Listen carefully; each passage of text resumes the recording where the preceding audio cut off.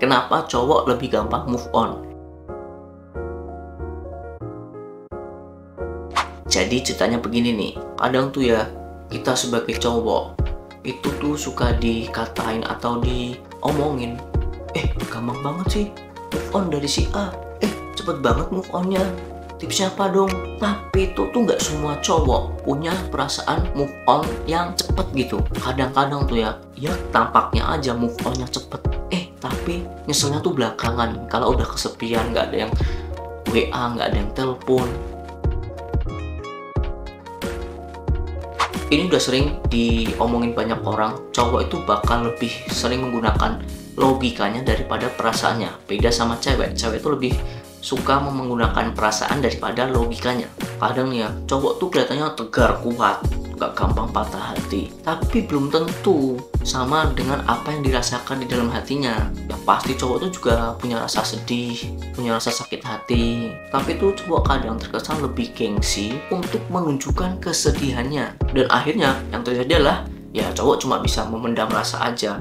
Ya kalau mau nangis ya paling malam-malam atau di kamar mandi sedih gitu ya. Nggak ditunjukin secara vulgar ke publik, itu enggak, tetap dipendem gitu ya biar kelihatan cowok tegar. Tapi ini tuh enggak semuanya yang cowok seperti ini. Ya itu tergantung juga sosial budaya mereka di sana atau kebiasaan mereka sehari-hari seperti gimana. Itu tuh semua cowok itu pasti punya emosinya masing-masing.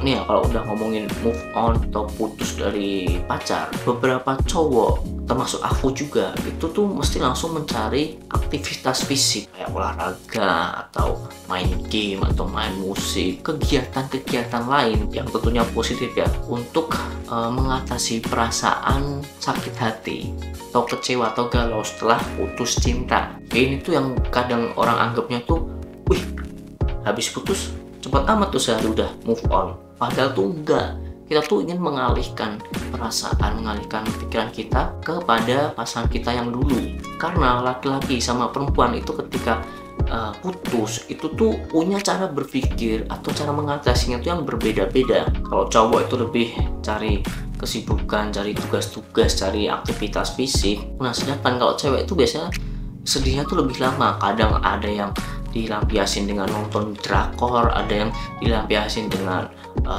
menanam, ada yang dia lakukan aktivitas dengan menggambar atau hangout sama teman-temannya. Ya punya cara masing-masing antara cewek dan cowok untuk move onnya masing-masing.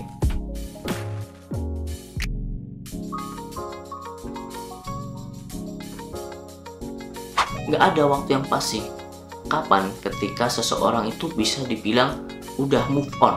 Padahal ya kalau cewek atau cowok udah menemukan penggantinya yang baru, itu tuh rasa-rasa atau tempat-tempat favorit atau makanan favorit yang dulu pernah dilakukan bersama si mantan, ini tuh kadang suka terbesit di pikiran dan juga terbesit di hati. Jadi keinget gitu loh ya, move onnya keinget sedikit lah ya. Itu semua sih karena cuma masalah waktu ya, tapi nanti dengan berjalannya waktu itu tuh bakal hilang sendiri karena kita udah menemukan pengganti yang baru.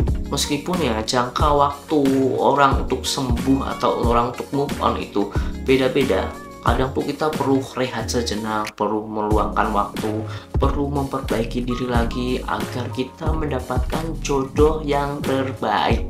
Udah ya, gak usah debatin kenapa cowok itu lebih cepet move on dari cewek atau sebaliknya, atau menganggap cowok-cowok itu punya hati yang tegar dan langsung cepet move on. Itu tuh udah gak usah didebatin lagi. Tapi ada satu hal nih, aku tantang kamu. Coba kalau berani, tulis di kolom komentar mantan keberapa yang bikin kamu susah buat move on.